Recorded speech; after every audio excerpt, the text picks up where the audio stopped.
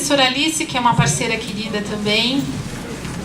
Ela é doutora em Direito Penal pela PUC São Paulo, mestra em Direito pela Universidade de Santa Catarina, especialista em Teoria e Análise Econômica pela Unisul de Santa Catarina e em Direito Penal Econômico Europeu pela Universidade de Coimbra.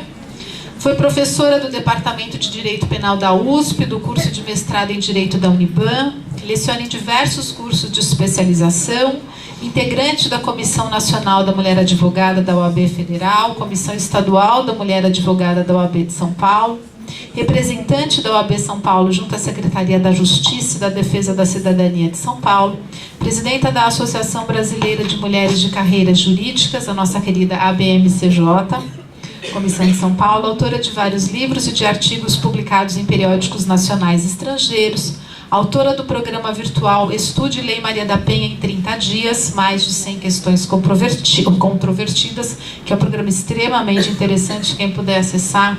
Tem questões sempre trazidas com muito estudo, com muita competência, sempre problematizando os conceitos. Professora?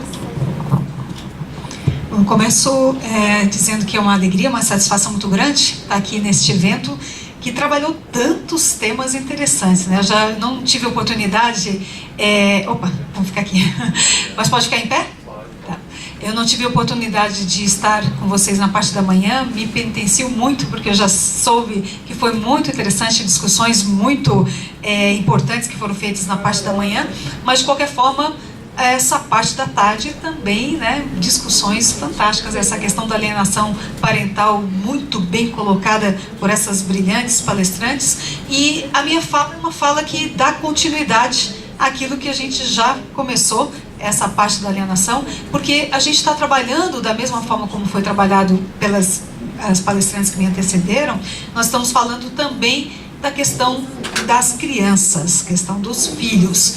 É o mesmo tema, o tema filhos. E o tema filhos aparece na nossa legislação, na Lei Maria da Penha, de uma forma extremamente importante, mas que todos nós, principalmente dentro do sistema de justiça, negligenciamos muito. Então eu agradeço essa oportunidade de estar aqui na Defensoria Pública falando exatamente desse tema, que são os filhos da violência de gênero. Se a gente for pensar, e já começando a fazer um recorte constitucional, o nosso artigo 226 da nossa Constituição, que fala da proteção integral à criança, e a gente percebe quanto de negligência que nós temos em relação a esse tema, né? Realmente essa proteção integral está difícil de acontecer.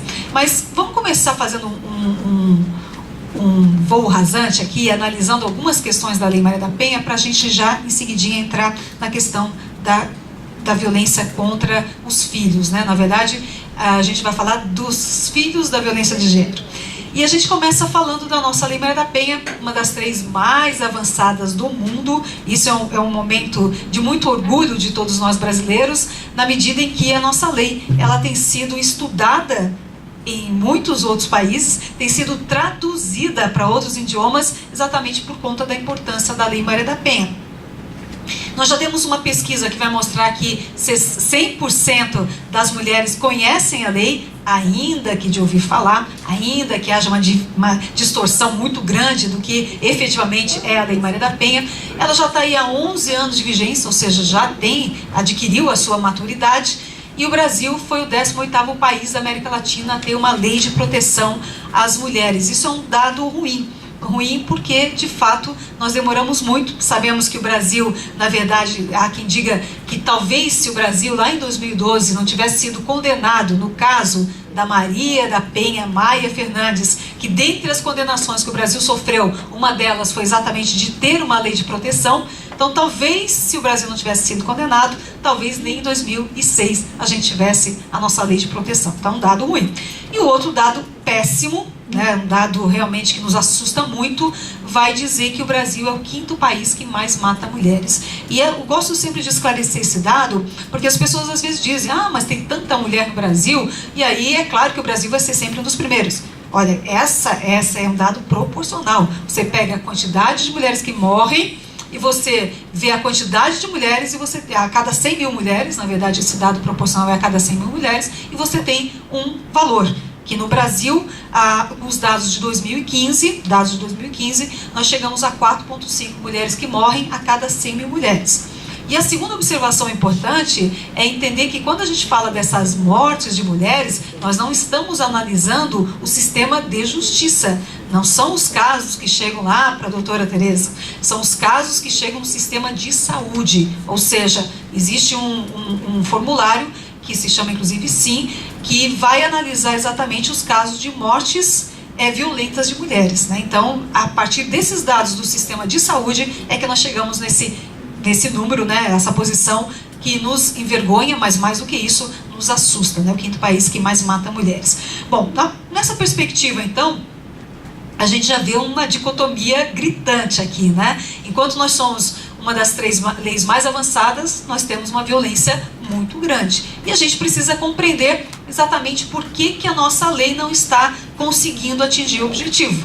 A culpa será que é da lei? Será que estão avaliando mal a lei? Ou será que a culpa é exatamente da nossa sociedade? E aí a culpa da não eficácia da lei, exatamente que ela não está sendo implementada. Que essa é uma questão interessante, porque se a gente for falar da efetividade da Lei Maria da Penha, a gente vai encontrar um dado importante para a gente colocar, que nós temos um grande vilão. É um só, mas é um vilão realmente bastante grande, que é a questão cultural. Então o problema nosso não é da lei, o problema nós, sociedades, no momento que a gente vai aplicar a lei. E essa parte que diz respeito às crianças e adolescentes é uma parte que, como vou repetir pela 3ª vez, extremamente negligenciada em relação ao que diz a lei, né? Uma questão cultural. E só para a gente entender essa questão cultural, a gente poderia falar muito, mas trazendo alguma informação bem específica, nós vamos chegar então já diretamente na nossa Constituição de 88, que é uma Constituição que pela primeira vez então vai falar que homens e mulheres são iguais em direitos e obrigações, nos termos dessa Constituição. E a gente está lá em 88. E aí eu fiz, quando eu defendi a minha dissertação, em 1994, na Universidade Federal de Santa Catarina, e esses dias eu estava revendo as minhas considerações finais, eu observei o quanto que eu estava efetivamente iludida em relação ao que aconteceria com a lei, né? Porque a lei veio a Constituição, e eu dizia, não, agora vão acabar as diferenças entre homens e mulheres no Brasil. E eu colocava isso nas minhas considerações finais, tinha toda a esperança de que isso fosse acontecer, estava lá nos idos de 1994, quando eu estudei exatamente os direitos políticos e jurídicos, as diferenças, né, entre homens e mulheres. E aí, o que acontece? O que a gente vai observar é que, de fato, em termos formais, nós conseguimos uma outra lei que ainda tem uma discriminação. Ainda tem discriminação lá no Instituto da Curatela, por exemplo, tem uma diferença de tratamento quando é o homem e quando é a mulher. Mas, no geral, a gente acabou formalmente com as discriminações, mas a gente continua com as materiais que a gente vai falar. Agora, antes de falar das discriminações materiais, que eu queria colocar um outro texto aqui, ó, que vai dizer: todos são iguais perante a lei, não haverá privilégio nem distinções por motivo de sexo. Se a gente for perceber o texto que eu coloquei aqui e o texto anterior, que era o texto da Constituição de 88, nós observamos que nós estamos falando as mesmas coisas com palavras diferentes. Mesmas coisas com palavras diferentes. O que eu queria observar aqui com vocês, para a gente entender essa questão cultural, o quanto que é forte a questão ideológica, é informar para vocês que esse trecho que eu estou tirando, que eu fiz essa exposição aqui, ele é retirado exatamente de uma Constituição Federal, Constituição Federal Brasileira, Constituição Federal de 1934. E aí a primeira questão é exatamente essa. Como que a gente tem um texto constitucional desde 1934 que dizia que não poderia haver discriminação em razão de sexo, e nós tivemos, durante muito tempo, exatamente discriminações em razão do sexo? Quer dizer, essa incomodação, essa reflexão, foi exatamente o tema da minha dissertação, quando então aquela dissertação que eu mencionava, que eu defendi em 1994 na Universidade Federal de Santa Catarina. E o que eu fiz? Eu fui pegar todos os constitucionalistas, Pontes de Miranda e tantos mais, e tentar analisar o discurso. Qual era o discurso quando eles vinham para fazer a interpretação da Constituição e se deparavam, por exemplo, na Constituição de 34, ou na de 37, ou na de 45, ou na de 67, ou seja, em todas as Constituições se deparavam, por exemplo, na de Constituição de 34, com o artigo 113.1. E como que eles justificavam, argumentativamente, essa diferença de tratamento entre homens e mulheres, não obstante haver uma proibição constitucional. Bom, e aí eu fui fazendo essa análise. Imagina, naquele tempo nós não tínhamos, como nós temos hoje, as coisas disponíveis pela internet. Era indo, né, realmente em bibliotecas, achando os livros, tirando fotocópia. Era um trabalho enorme. E eu fui fazendo toda uma análise do discurso. Eu encontro exatamente duas linhas discursivas. Uma primeira linha discursiva, ela é muito interessante, porque ela representa o total silêncio. Ou seja, você chega num artigo como este e você não fala nada dos dispositivos infraconstitucionais que tratavam de forma diferente homens e mulheres. Como se isso não acontecesse, não existisse. Segunda linha argumentativa, extremamente perigosa.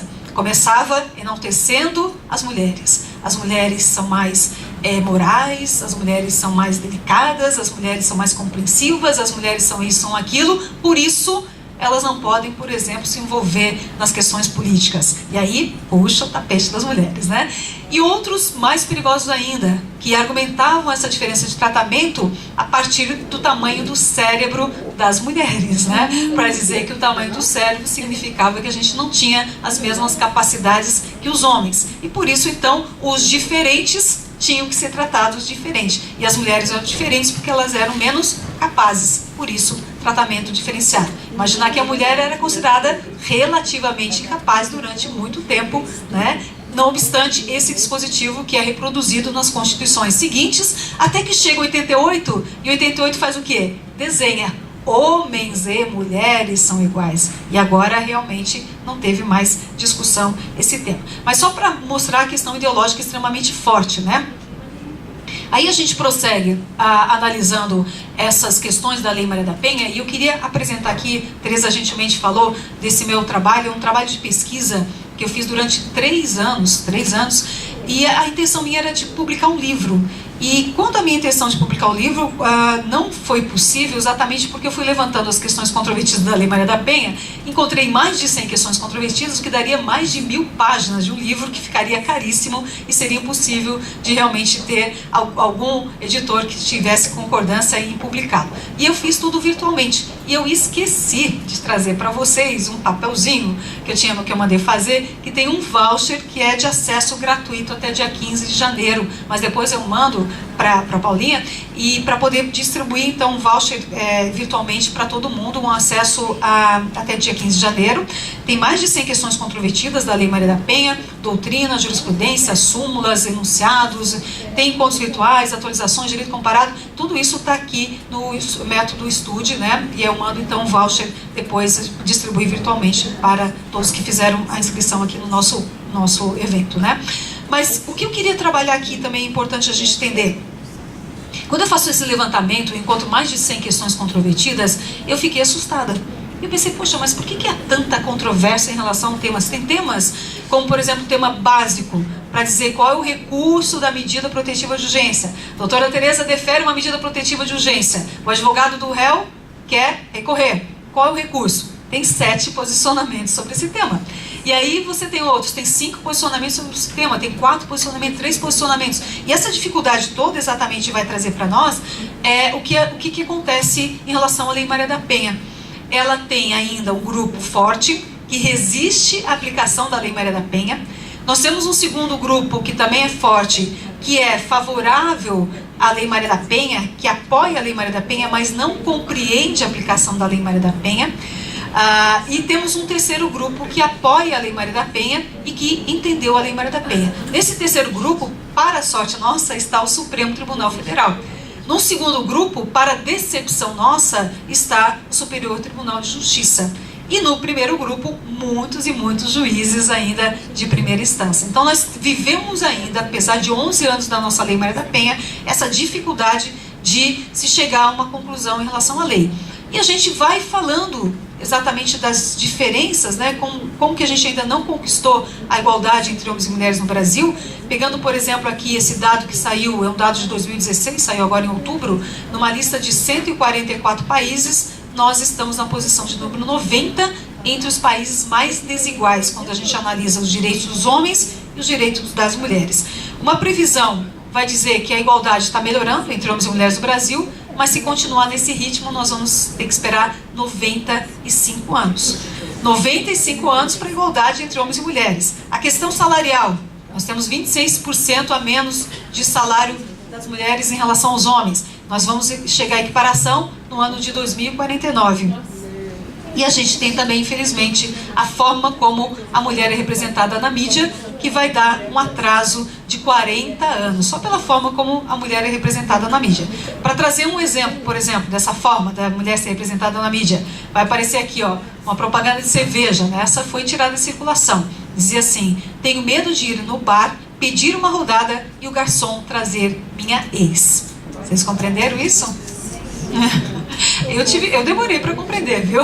A rodada é a mulher, né? Então a mulher é rodada. De novo aquela questão da dupla. Exatamente. Ah, agora entendi.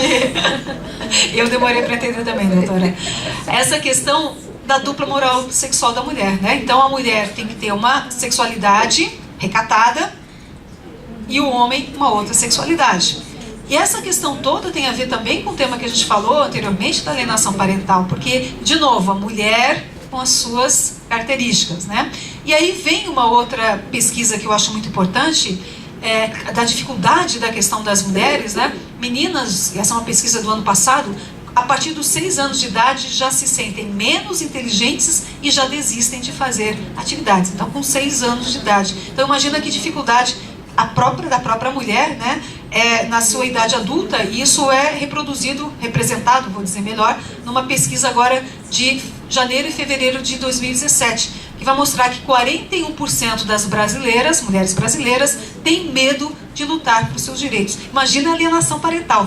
Imagine o quanto de mulheres que vão fazer exatamente como falou a doutora Rúbia. Vai fazer o quê? Então eu desisto dos bens, mas fico com os filhos, porque ela tem medo de lutar pelos seus direitos. E a gente tem um tema também importante para conectar: 45% nessa mesma pesquisa não sentem que têm plena igualdade com os homens e não se sentem livres para realizar os seus sonhos e aspirações. Então esse material todo que eu estou passando aqui para vocês também vai ficar aqui à disposição, para que depois vocês possam inclusive ver outros dados que também são trazidos aqui nessas pesquisas, né? Mas o que vai acontecer daí? Conclusão final em relação a esses temas. Conclusão final que nós vamos encontrar também aqui nessa mesma pesquisa, fevereiro de 2017, um percentual de homens brasileiros que vão entender que a mulher é inferior ao homem. E o percentual das mulheres que tem esse mesmo entendimento. E aí eu vou mostrar para vocês: 19% dos homens vão entender que a mulher é inferior ao homem. E 14% das mulheres acham que as mulheres são inferiores aos homens. Então, quando a gente trabalha nessa perspectiva e começa a entender exatamente essa questão da violência, né, a partir de uma perspectiva como essa, ilumina muitas coisas. E a partir daqui, o que a gente vai encontrar? Só para a gente não falar de histórias ruins, para falar de uma história de uma felizarda aqui, né? Essa é uma mulher brasileira felizarda. Ela desejava, né, encontrou a fonte do desejo e ela fez lá o seu pedido. Desejo: não ter que cozinhar, limpar, passar, ganhar mais dinheiro e trabalhar menos. Essa é raro, tá? Não é raro que isso aconteça aqui com uma mulher que encontra a fonte do desejo. Mas ela fez o pedido dela e a fonte do desejo aqui realizou, né? Ela se transformou num homem. E com isso, o que a gente sempre brinca, né?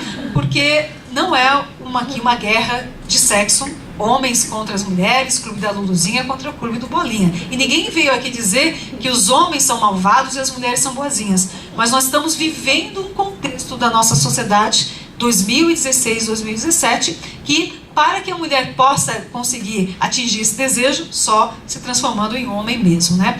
E aí vem uma lógica, porque eu trabalhei toda essa questão da desigualdade antes de falar dos filhos.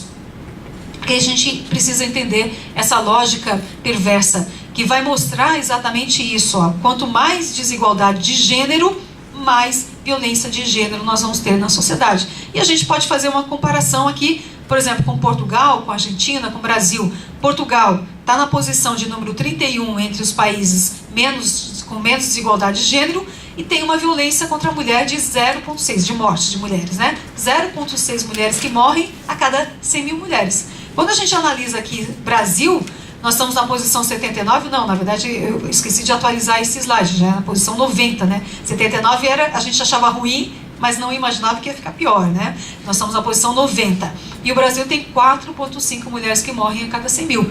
A Argentina, que está aqui do nosso lado, por que a Argentina consegue ter uma igualdade na casa de 33 e olha como é que está a violência, a morte de mulheres? 1,4 mulheres que morrem a cada 100 mil mulheres. Então, quando a gente analisa esse quadro e vê que efetivamente não é uma questão biológica, porque a biologia nossa, do português e do argentino é a mesma, a gente observa que é uma questão extremamente cultural.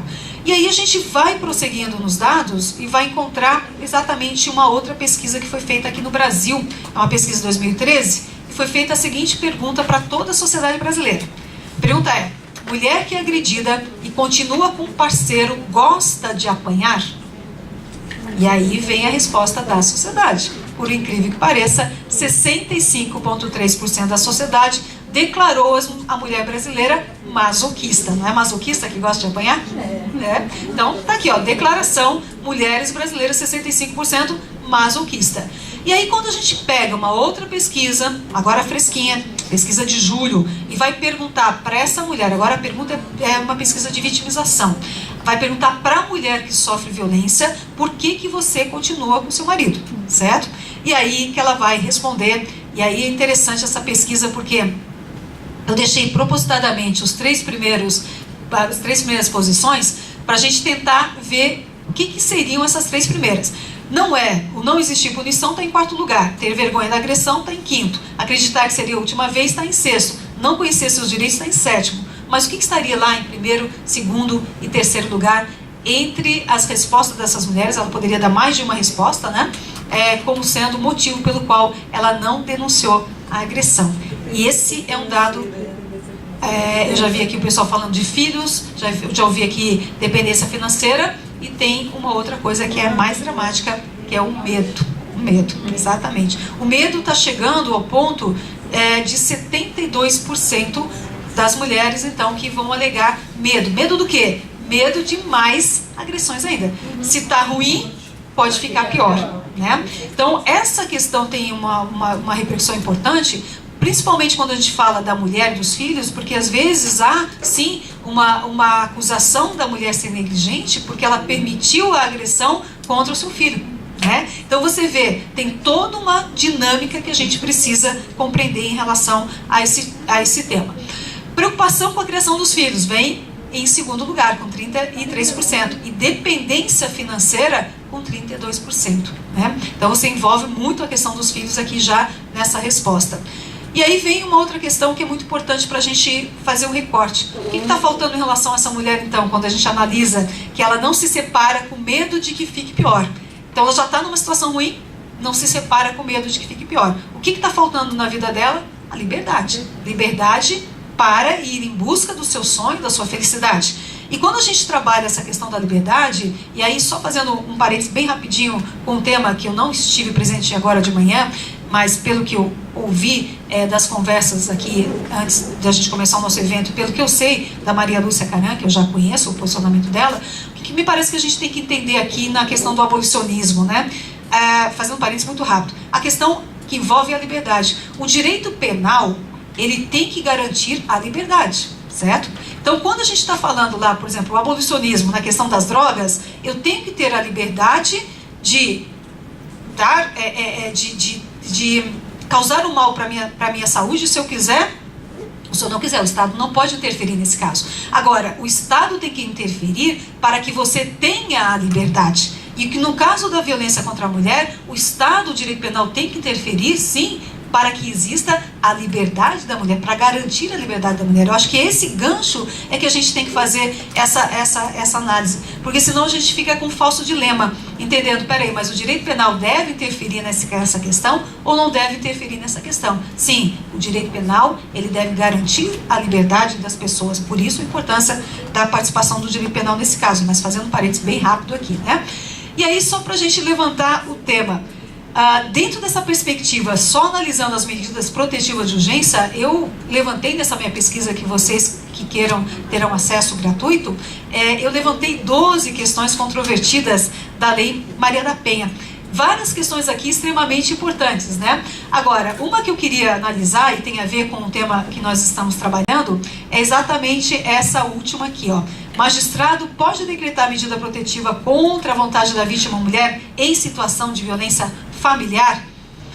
Aí começa o seguinte, nessa questão vai depender muito, claro, da situação dessa mulher. Agora, se eu conseguir identificar lá com a equipe multidisciplinar, uma dessas 3 situações psicológicas aqui da mulher, síndrome do desamparo aprendido, síndrome da mulher maltratada, mito do esquecimento, eu posso, né, como juiz, sim, ainda que seja não solicitada pela mulher, deferir uma medida protetiva de urgência. Agora, por que isso? Porque se sabe, por uma questão psicológica, que se alguém é submetido a um estímulo de sofrimento por muito tempo, ela não consegue sair sozinha da situação.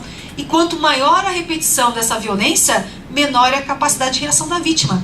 E eu exigir que essa vítima consiga sair dessa situação sozinha, eu gosto sempre de trabalhar com essa imagem aqui, ó, é a imagem do Barão de Munchausen, né? Não sei se vocês viram o filme ou leram um livro, ele se depara com uma areia movediça, ele cai com seu cavalo na areia movediça e ele consegue se puxar pelo cabelo, a si e ao cavalo, e consegue então sair da areia movediça. Então, a gente imaginar que a mulher que está nessa situação, de uma dessas síndromes, que não é o que acontece com todas as mulheres, mas com aquela mulher que está nessa situação, imaginar que ela consiga sair sozinha, é imaginar que ela estaria nessa posição. Ela não consegue. Agora, o mais importante desse tema aqui também, que a gente precisa compreender, é exatamente essa questão que eu quero colocar. E aí a gente entra na história dos filhos, mas eu precisava contextualizar a mulher para a gente entender a mulher e agora segurando a mão os filhos. Porque nós vamos encontrar exatamente, essa é o cartaz, né, aquele cartaz que inclusive fez parte do ENAD este ano, do ENAD não, do qual é aquele... É ENAD, né? Não? Que é dos estudos Poxa vida. Bom, mas daqui a pouco eu me lembro. E aí vem esse cartaz, né? Aqui embaixo, na mulher, machuca a família inteira. E aí, machuca a família inteira, e nós temos um dado de 2016, que vai dizer que o percentual de crianças que presenciaram ou sofreram a violência junto com a mãe. E esse percentual realmente é bastante assustador, chega na casa de 82%. Então, a criança sofre a violência, ou ela testemunha a violência. Agora, quem é da área da psicologia sabe perfeitamente que mesmo aquela criança que só testemunhou a violência e nunca ninguém tocou no fio de cabelo dela, ela vai desenvolver uma série de problemas psicológicos na área da saúde, né? Então, realmente bastante grave também essa situação das crianças. Bom, o Brasil é o 5º país que mais mata mulheres, e aí a gente pode imaginar então aqui, ó, só no primeiro semestre 78% das vítimas possuíam filhos, 67% possuíam mais de um filho, então a gente pode imaginar o número de crianças no nosso Brasil que sofreram essa violência junto com a mãe. E aí tem um tema que eu acho muito, muito importante da gente falar, e aí foi mencionado, eu acho que foi a Núbia que falou disso, né?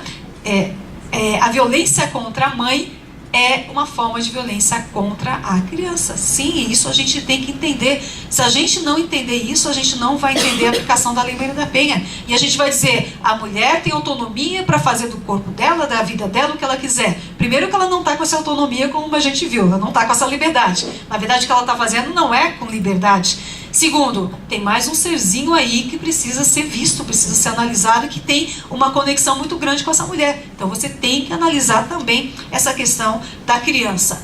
Bom, e aí vem uma série de problemas que essa criança teria em relação a essa violência que ela está, e eu vou fazer um recorte aqui só testemunhando, vamos falar só das crianças que testemunham a violência, e fazendo uma referência aqui que eu acho interessante, da filha do Charles Brown, que revela, né, que o pai então espancava a mãe. E ela tem uma série de falas que eu acho legais, e eu recortei essa daqui, ó.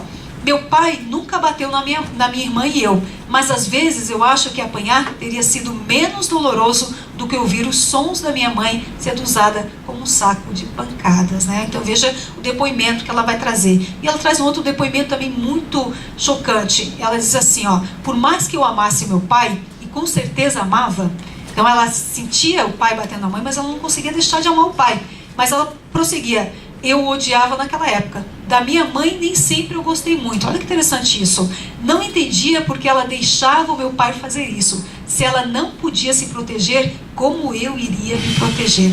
Então, perceba aqui uma sensação de abandono da criança, o quanto que ela se sentiu abandonada em relação ao tema, ou seja, o pai ela odiava, mas amava. A mãe, ela não gostava muito, porque a mãe ela tinha como a referência de quem deveria protegê-la, e exatamente a mãe não estava protegendo ela. Então ela se afasta sentimentalmente da mãe, mas ela não se afasta sentimentalmente do pai. E aí, falando um pouquinho aqui desse livro, fica uma sugestão. Quem quiser dar um bom presente de Natal, estamos chegando aí perto do Natal, né? Fica essa sugestão, um livro fantástico da Rúbia, Outros Jeitos de Usar a Boca. E a Rúbia tem uma passagem que ela diz uma coisa muito interessante. Ela diz assim, ó: não sei dizer se minha mãe está aterrorizada ou apaixonada pelo meu pai. Parece tudo a mesma coisa. E se a gente for pensar, né, e tentar imaginar a criança crescendo naquele ambiente que um dia o pai e a mãe estão brigando, no outro dia eles estão dançando, num dia a mãe está chorando num canto, outro dia eles estão rindo juntos, dando gargalhada. E essa é a questão do ciclo da violência que todos nós conhecemos. E esse ciclo da violência, a gente fala muito do ciclo da violência em relação à mulher agredida, mas vamos pensar o que é na cabeça da criança o ciclo da violência em relação aos pais, né? O que acontece? Olha que bagunça que vai dar na cabeça da criança, porque ela não vai conseguir entender a violência, porque ela entende a violência como algo ruim, mas daqui a pouco a mãe está junto, daqui a pouco eles estão rindo, mas será que é uma coisa boa ou será que é uma coisa ruim? Bom, e aí a gente prossegue aqui, chegamos na Lei 13.431, é uma lei agora, deste ano, não entrou em vigor ainda, está na vacácio, mas finalmente, nós começamos a ter um olhar para a criança e adolescente mais intenso, diferente daquele discurso que está na nossa Constituição. E essa lei ela é extremamente importante, principalmente porque ela traz um elemento que até então nunca tinha aparecido no cenário jurídico, que é a testemunha, criança ou adolescente, testemunha de violência. Essa criança e adolescente testemunha de violência, a partir do momento que a lei entrar em vigor, vai entrar agora, já no começo do próximo ano, vai ter direito, inclusive, a medidas protetivas de urgência. Então não precisa mais você ser vítima da violência. E esse é um reconhecimento, aliás, eu diria que é um reconhecimento de que a violência praticada contra a mãe é uma violência praticada contra a criança também. Então é um reconhecimento da lei nesse sentido. Bom, e aí a gente vai, né, só para fazer uma referência, que essa lei fala do Estatuto da Criança e do Adolescente e fala da Lei Maria da Penha. Então, textualmente faz referência à Lei Maria da Penha.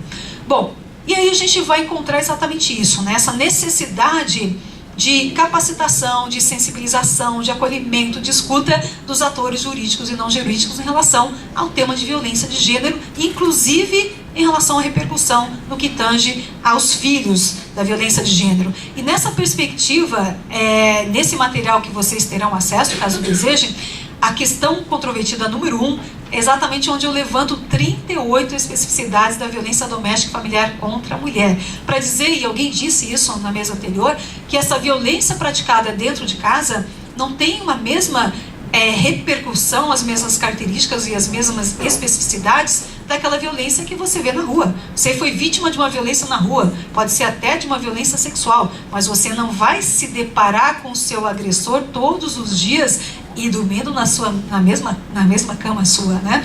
Com consequências de filhos, de bens e de promessas, né? Porque afinal de contas teve uma promessa, teve um algo de casamento, se falou na frente do padre, na pobreza e na riqueza, na doença e na saúde, na alegria e na tristeza. Então você tem uma série de vínculos que realmente não vão aparecer nos outros tipos de violência. Dentre essas especificidades que eu queria trazer aqui, exatamente a especificidade número 8, que é a violência transgeracional, voltando aqui para o nosso tema, né? Essa violência transgeracional, ela vai trazer repercussões diferentes para os homens e para as mulheres. Violência transgeracional, o próprio nome diz, aquela violência que passa de geração para geração. O que acontece com os homens? Com os homens, o que eles aprendem, o que prevalece, é a compreensão do comportamento agressivo. Então ele reproduz o comportamento agressivo. Em relação à mulher, olha como é interessante em relação à mulher. O que elas aprendem diz com a submissão, com a obediência, com conformar-se com o seu destino. Foi assim com a mãe, foi assim com a avó, é assim com ela, vai ser assim com as filhas dela. Então você se conforma com essa história de violência, você se conforma com essa história de submissão, você se conforma com essa história de você deixar de lado os seus desejos e aspirações. Um dia talvez eu consiga fazer o que eu quero, mas por enquanto não é ainda o momento, e você vai se conformando com tudo isso. E aí vem de novo a Rupi Kaur, e ela tem uma outra poesia dela que eu acho muito interessante para mostrar isso, essa questão da mulher, a violência transgeracional em relação à mulher. E ela diz assim, ó: quando minha mãe abre a boca para conversar durante o jantar, meu pai enfia a palavra silêncio nos seus lábios e diz que ela nunca deve falar com a boca cheia. Foi assim que as mulheres da minha família aprenderam a viver de boca fechada, né? Olha que sensibilidade que ela tem de trabalhar esse tema da reprodução da violência de uma forma poética, como ela colocou aqui, né? Então, realmente, essa é a questão da violência transgeracional que existe, mas com uma importante advertência. E aí, a advertência que a gente quer colocar aqui é no sentido de que não são todas as pessoas que foram testemunhas de violência que serão também agressores violentos, nem no sentido da agressividade masculina, nem da passividade feminina, porque você pode ter tido a sorte na sua vida de encontrar outros referenciais, outros exemplos, e você consegue então perceber que aquilo que acontece na sua vida não é o melhor dos mundos, e que você pode ter uma vida diferente daquilo que está acontecendo na sua família. Então, se consegue esse outro referencial, a pessoa consegue sim sair dessa situação. Mas as pesquisas vão dizer, só pelo fato de ser testemunha de violência, o homem tem 3 vezes mais chances de se tornar um adulto igualmente agressor, certo? Então, são pesquisas que foram feitas no Canadá, pesquisas que foram feitas nos Estados Unidos. Bom, e aí vem a questão da Lei Maria da Penha, né, de todos os envolvidos, entendendo que a Lei Maria da Penha não diz só com a mulher em situação de violência doméstica familiar, ela diz também com os filhos, como a gente mencionou agora, ela diz também com o agressor, o autor da agressão, e com as testemunhas. E ela vai trazer, então, um compromisso de todos nós, sociedade. O compromisso do governo federal, estadual, municipal, das organizações não governamentais, da academia, na aplicação da lei, dos cidadãos, da sociedade, homens e mulheres, todos nós estamos comprometidos na Lei Maria da Penha. Então, essa é um recado importante da lei para dizer o seguinte: olha, um problema complexo não tem como resolver de uma forma simples. Problema complexo exige resolução complexa. E para a gente resolver isso tudo, nós temos que ter todos os agentes envolvidos nessa questão. Então é importante trabalhar com a mulher para que ela saiba e ela consiga se defender da violência? Sim. É importante trabalhar com o homem para que ele diminua essa violência? Sim. Então é preciso envolver todos em relação a esse tema. E nessa perspectiva de envolver todos, e aí eu já chegando nas conclusões, é que eu queria trabalhar um pouquinho a questão do que fazer, né? Tem muita coisa que a gente pode fazer, e esse tema me encanta muito falar sobre essa questão da violência contra a mulher, apesar de ser um tema pesado, apesar de que a gente fala de feminicídio, de morte, de violência, né? Um tema extremamente pesado. Mas, por outro lado, é um tema que me encanta na medida em que é um tema em que a gente pode fazer a diferença. Que seja bom políticas públicas, mas ela não é necessária. Se a gente mexer algumas coisinhas aqui da nossa cabeça, a gente consegue fazer uma mudança mesmo sem políticas públicas. Porque nós vamos encontrar países que estão numa situação muito melhor do que o Brasil, que não tem uma lei tão qualificada quanto a nossa, que não tem coordenadorias de mulheres, que não tem secretarias de mulheres, que não tem políticas públicas, que são mais pobres até do que nós, e que já conseguiram resolver muito melhormente a situação da violência contra a mulher do que o Brasil. Então, dá pra gente fazer alguma coisa, e isso depende muito de nós, né? Mas as conclusões, então, 4 passos que eu queria trabalhar. Passo número 1, conhecimento. Sem o conhecimento, a gente não consegue mudar a realidade, né? Então, a gente vai encontrar aqui, na questão do conhecimento, a primeira coisa que a gente tem que entender. É essa classificação que eu vou desenhar agora aqui, importante. Todos nós aqui defendemos a igualdade entre homens e mulheres, estou correta? Sim. Bom, na medida em que todos nós defendemos a igualdade entre mulheres e homens, eu tenho uma declaração para fazer aqui para o auditório. O auditório somos todos feministas, né? Porque desenhando exatamente assim. Se você defende, você é feminista. Se você não defende, você não é feminista. E ser feminista é só isso. Basta olhar no dicionário, né? Qualquer um de vocês que dê uma olhadinha em qualquer dicionário vai mostrar. Feminismo é um movimento que busca a igualdade entre homens e mulheres. Não busca a mulher ser melhor do que o homem. Não, esse é o feminismo. Então, feminismo é uma coisa, feminismo é outra coisa.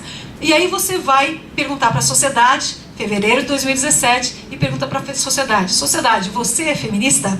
E aí você vai encontrar aqui 51% que se declaram feminista, quando, na minha opinião, 100% deveria se declarar feminista, né?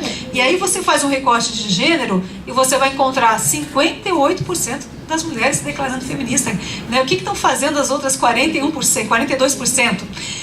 Dos homens, 43% se entendendo feministas. Então, realmente, a gente precisa esclarecer, por isso que eu digo, primeiro é o conhecimento, entender o que é o feminismo, para que a gente possa entender. Hoje a gente entende feminismo mais ou menos assim, né?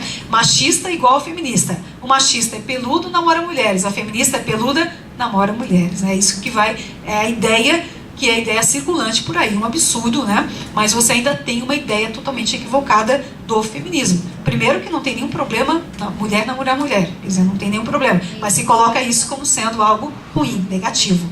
Bom, e aí você vai encontrar, dentro dessa perspectiva aqui, por exemplo, só para a gente falar de um dicionário que fala do feminismo, um movimento articulado na Europa no século XIX, com o intuito de conquistar a equiparação de direitos sociais e políticos entre ambos os sexos. Olha que coisa mais tranquila, né? Não tem nada a ver com aquilo que se fala do feminismo. Eu até digo sempre, se alguém começar a falar de feminismo com vocês, no sentido que não seja esse o dicionário, abre o Google ali, ó, dá uma bugada, pega ali o Google e fala feminismo, e o Google vai dizer exatamente o movimento que busca a igualdade, né? Bem simples para a gente trabalhar. E aquelas falas que a gente escuta muito, né? Não gosto do feminismo, prefiro a igualdade. Gente, feminismo e igualdade é a mesma coisa. E aí você poderia responder: tá bom, não tomo água, prefiro H2O, né? A água e H2O também é a mesma coisa. Então, para entender que realmente a gente ainda precisa caminhar nesse aspecto. E aí vem, né, a Chimamanda, que eu gosto muito com esse livro, Sejamos Todos Feministas, né? É um livro muito bonitinho dela, tem vários livros, mas esse é o que mais me encanta. E aí, a questão que a gente tem para trabalhar: segundo passo, disseminar o conhecimento. Se não sabes, aprende. Então, se você não sabe o que é feminismo, aprenda o que é o feminismo. Se já sabe, ensina. Então, é importante a gente disseminar esse conhecimento. Não basta a gente ficar com conhecimento para a gente tem que disseminar o conhecimento. E o passo número 3, exatamente, o conhecimento leva à conscientização. Se a gente pegar essa pesquisa última, feita em relação à violência contra a mulher, analisando a região Nordeste, né? E a gente encontra 17% sofreram violência.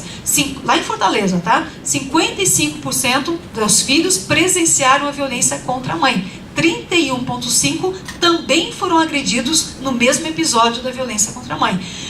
Se a gente pegar aqui, por exemplo, o que significa a violência contra a mulher no aspecto econômico, né? Nós temos aqui, ó, duração média de um emprego da mulher que sofre violência é 21% menor do que a mulher que não sofre violência. A mulher que sofre violência ganha um salário cerca de 10% a menos do que a mulher que sofre violência. Então são dados objetivos que a gente precisa conhecer, a gente precisa disseminar, porque na medida que a gente dissemina, acontece essa conscientização. E aí o passo número 4, que eu também queria trabalhar com vocês, que a conscientização leva à ação, né? E essa ação é importante. Apenas quando somos instruídos pela realidade é que podemos mudá-la. Então, essa ação que a gente já está fazendo hoje, discutindo esse tema, e tantas outras discussões são feitas nesses 20 dias de ativismo em relação à violência contra a mulher, e tantas outras ações que a gente vai fazendo no nosso dia a dia, são importantes. Porque o que a gente tem para concluir exatamente, né, a questão da ação? Seja você mesmo a mudança que você quer ver no mundo. Eu acho que essa é a fala mais importante que eu queria trazer aqui nessa minha contribuição. Nós temos que ser os agentes da própria mudança. Começar com a nossa própria mudança. E eu digo assim, coisas que parecem ser muito simples, e quando a gente colocava ali, já fazendo a minha conclusão, colocava ali aquele dado, né, das meninas com 6 anos de idade, que já se sentem menos inteligentes e já desistem de fazer atividades, com 6 anos de idade. A pergunta que eu faço, a reflexão importante que eu considero, é a gente entender que história de vida que nós estamos passando para uma menina de 6 anos, o que nós estamos trazendo de representação para essa menina com 6 anos de idade, para que ela já se sinta menos inteligente. Porque ela, com 6 anos de idade, nada aconteceu ainda na vida dela, né? E ela já se sente menos inteligente. Então, vamos pegar exemplos, tantos outros que a gente poderia mencionar aqui. A mesa da sala de jantar. O que acontece na mesa da sala de jantar ainda em muitas famílias, né? Você vai ter aquela mesa de jantar, vai ter uma cabeceira na mesa de jantar. Essa cabeceira normalmente vai ter uma cadeira com bracinho, com espaldar mais alto, que parece o quê? É um mini trono ali, né? E quem é que senta nesse trono? Ainda é um homem, ainda é o pai. E a gente acha que isso é inofensivo, a gente acha que isso não tem problema nenhum. E a menina, por mais discurso que você queira fazer, dizendo que ela é igual, o que vai acontecer? Ela vê uma representação simbólica de alguém que está numa posição de destaque, porque ele está numa posição de destaque. Então ela não pensa, aquilo vai ser introjetado na cabeça dela. Essa pessoa é mais importante, porque ele está numa posição de destaque. Então você faz todo um discurso de igualdade, às vezes na escola, mas você dentro de casa, com os mínimos, parece detalhes inofensivos, você cria uma imagem de diferenciação, certo? Por que a mãe que está lá fazendo a comida e o pai está fazendo lazer? Então você cria também uma ideia de quem é mais importante. Então esse é um dado que eu queria trazer, exatamente para que a gente tomasse muito cuidado no nosso dia a dia, muito cuidado com as propagandas que a gente assiste, com a assimilação que a gente faz em relação a isso, e a gente tem que ter sim um olhar muito afinado para que a gente possa perceber isso e possa não cair nessas tentações, e principalmente com relação às gerações que estão vindo, né? Para que essas meninas tenham um futuro diferente, porque perceberam, né? Ela com 6 anos de idade se sente menos inferior. Quando ela é adulta, 41% tem medo de lutar pelos seus direitos. Daqui a pouco nós temos as próprias mulheres, 14%, se sentindo inferiores aos homens. Quer dizer, tudo está na mesma linha de raciocínio, né? Então é importante a gente ter essa percepção, importante a gente ter essa compreensão do mundo e, mais importante, a gente não reproduzir essa compreensão de mundo, tá bom? Muito obrigada pela atenção.